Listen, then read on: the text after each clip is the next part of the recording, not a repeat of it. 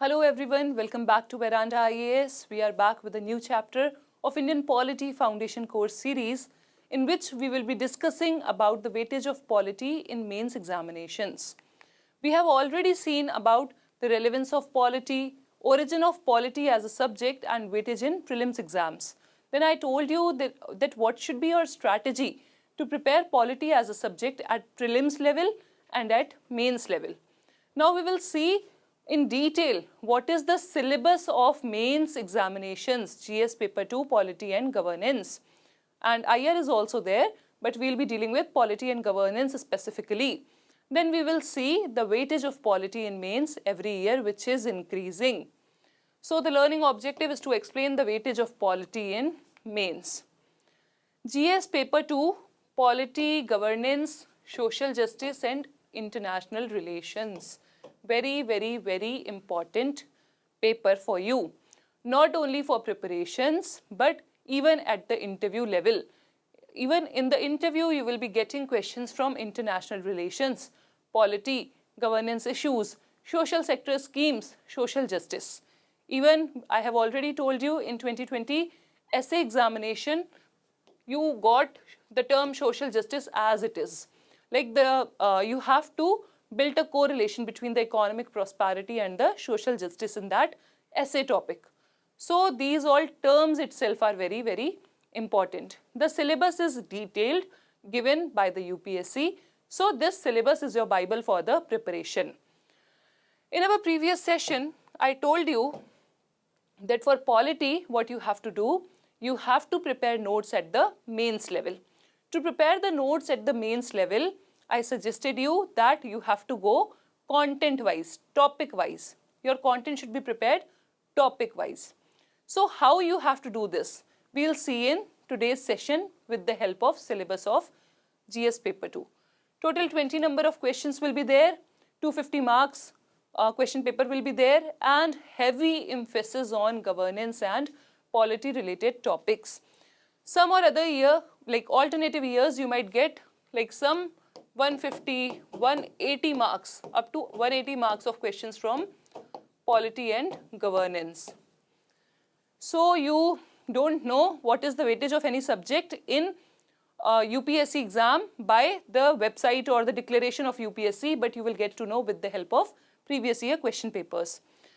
One more trend which is visible these days, like since last 5-6 years, is correlation between topics of polity and governance. There is some correlation, some establishment, some link established by UPSC again and again between the topics of polity and governance. Why? Because to understand the polity, we need to go deep into the governance system, and then only you can be an able administrator. You can handle your district. So the overlap is being seen between these two topics very often in previous year question papers.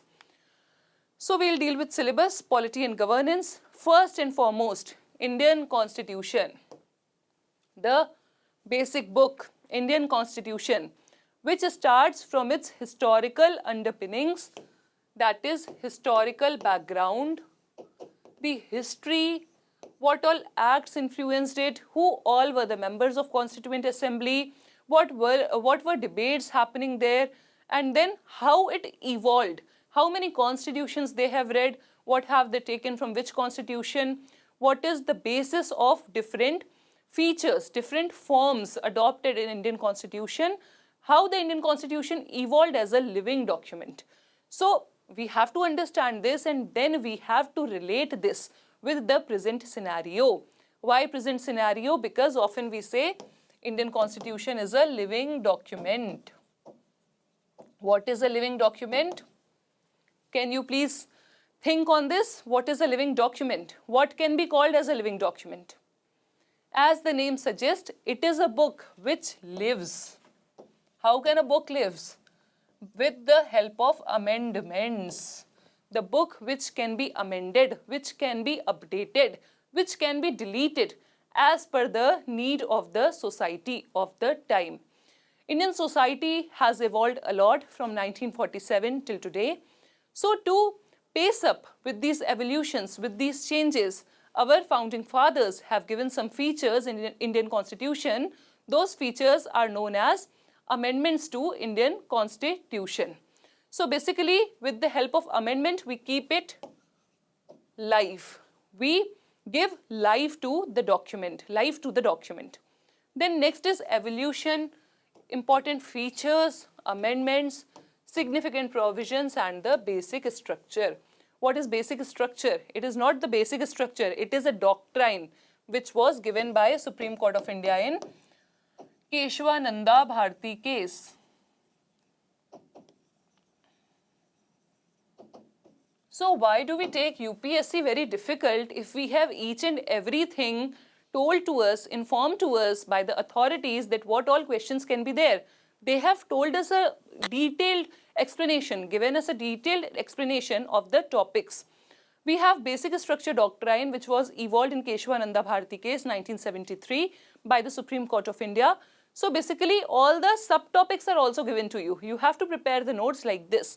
Start from the historical background, then the features, then sequence is already given. Evolution, features, amendments, significant provisions, and basic structure. The terms which are used in syllabus becomes more relevant from the exam point of view.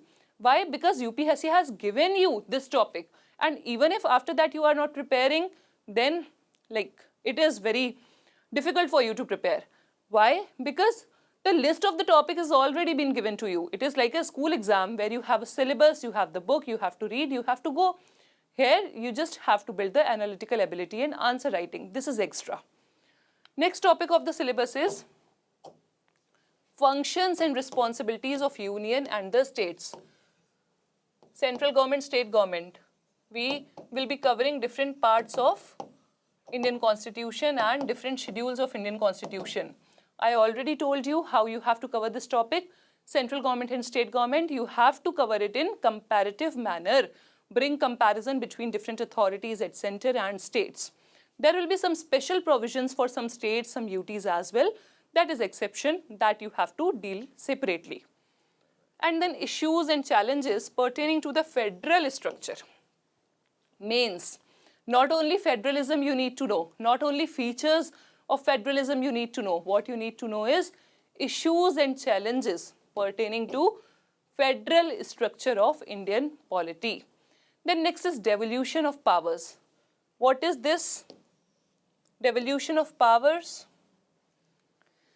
delegated legislation, judicial activism, and then democratic decentralization. All these things will come under this devolution of powers. How the power structure is being devolved, how the higher authorities are giving powers to other organs. Like one organ is giving its powers, its functions, dividing its powers and functions with other organs, and similarly at different levels also we have this devolution of power. Central government, state government, panchayati raj, municipalities. What is this? This is all example of decentralization. Although we have the mention of these topics separately as well. And finances up to the local levels and challenges therein. What all are the challenges faced by the local bodies, local authorities? The institutionalization of Panchayati Raj took place by 73rd, 74th Amendment Act, 1993-94. But what are the financial structure? Apart from this, what is relevant for us to understand the challenges faced by these bodies? What after implementation? What after institutionalization of these acts? These bodies are actually making some ground changes or not? What is the ground reality? This you need to understand to be appointed as an administrator. Next is comparison of the Indian constitutional scheme with that of other countries. Again and again, one question you will get of comparing Indian polity with UK, USA, erstwhile USSR, or any other nations. Maybe communism of China can be asked. Erstwhile USSR's communism, how we adopted, how Pandit Jawaharlal Nehru was influenced by the mixed model of economy being adopted in USSR. You can get any of these questions, and this is the trend of UPSC. You get at least one question out of this topic. Comparison of Indian constitutional scheme with that of other countries. We'll move ahead. Separation of powers, principle given by Montesquieu. Prepare the notes of this. Who has given this principle? Montesquieu. Separation of power between various organs, dispute redressal mechanism, and various institutions associated. So we'll be dealing with this topic as well in this course. Separation of power, rule of law, we will be dealing with all this. You have to prepare this topic in detail as well. Next point of the syllabus is Parliament and state legislatures, center and state. What we have at the level of Parliament, similarly we have at the level of states in state legislatures. Structure, functioning, conduct of business, powers, privileges, and issues arising out of these. Next is structure, organization, and functioning of the executive and the judiciary.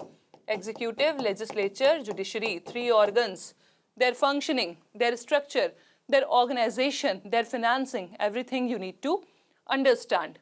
Ministries, departments of the government, pressure groups, formal and informal associations, and their role in polity, somewhat tilted towards the politics.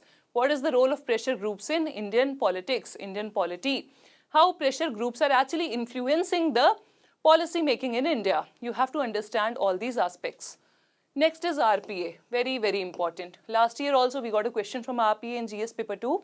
So you have to understand the salient features, you have to analyze them, you have to connect these features with present day problems. What is the scope of improvement? What all challenges were there which we have already overcome? You have to understand this from RPA. Next is appointment to various constitutional posts, powers, functions, responsibilities of various constitutional bodies. At prelims, I suggested you to prepare a list of constitutional bodies, the factual information. Here you have to go into the analytical part in detail and know about the constitutional post, about their appointments, about their methods of working and responsibilities. Also, we have to deal with statutory, regulatory, and other quasi-judicial bodies. Then we have government policies, interventions for development in various sectors and issues.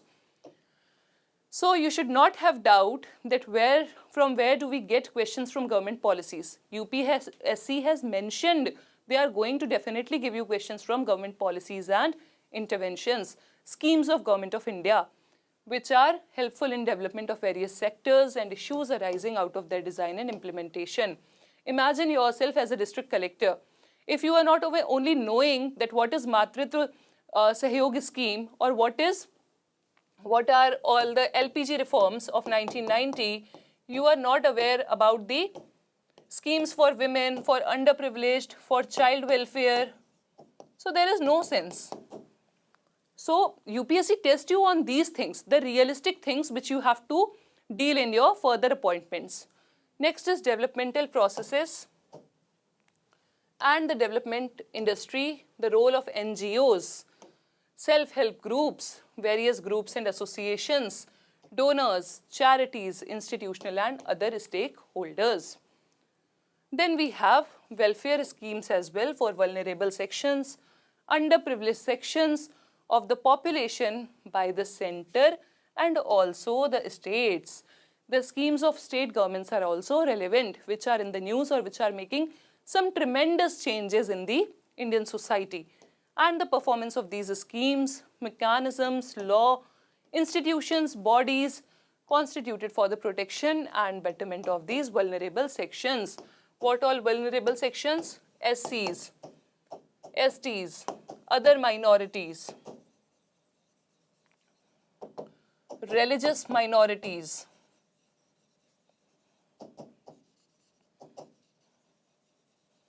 linguistic minorities, women, and also children. So we have to basically keep these in mind. What all welfare steps have been taken for these groups are very relevant for you all with the perspective of exam. Questions, like this is the trend, question will be asked from all these. Suppose for example, reservation issue is in the news and it is not like latest addition. It is in the news since last 20 years and still it is very relevant for UPSC. So there are some topics, some areas which you have to address like this. Then there will be issues relating to development and management of social sector services relating to health, education and human resources. Issues relating to poverty and hunger.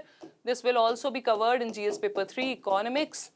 Then important aspects of governance, transparency, accountability, e-governance, the emerging hot topic. You are going to get questions from e-governance again and again. The very new trend, e-governance, applications, models, successes, limitations and potentials, citizen charters, transparency, accountability and institutional and other measures. If you remember this syllabus, when you are writing any answer, the introduction part of your answer is already done. How? You can use these keywords. This is the key to write good answers.